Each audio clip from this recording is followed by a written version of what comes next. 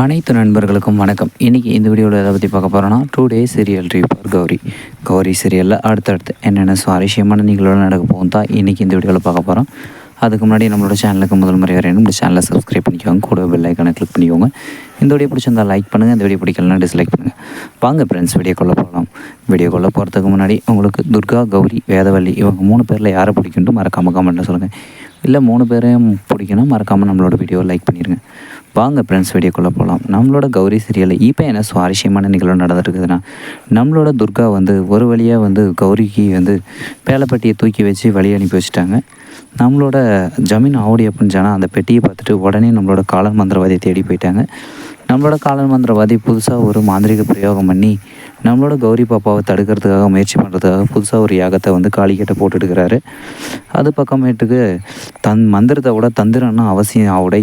நான் இப்போ 2 தாயத்தை கொடுத்துருக்குறேன், இந்த தாயத்தை வச்சு கௌரியை தீர்த்து கட்டிடுங்க அப்படின்னு சொல்லிட்டு 2 தாயத்தையும் மந்திரிச்சு கொடுத்து அனுப்பிவிட்டார்.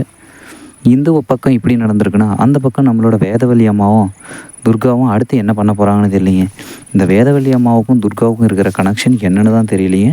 ஆனால் நம்மளோட வேதவள்ளி அம்மாவும் நம்மளோட துர்காவும் ஒரு காலமும் நம்மளோட கௌரியை கைவிட்டுற முடியாது. அந்த பக்கம் புறாக்கூடன் மற்றும் ஆதி துர்கா மற்றும் மாசாணியம்மன் 3 பேரையும் பிரயோகம் பண்ணிகிட்டே நம்மளோட கௌரி பாப்பா மற்றும் ஊர் மக்கள் எல்லோரும் போயிட்டுருக்குறாங்க.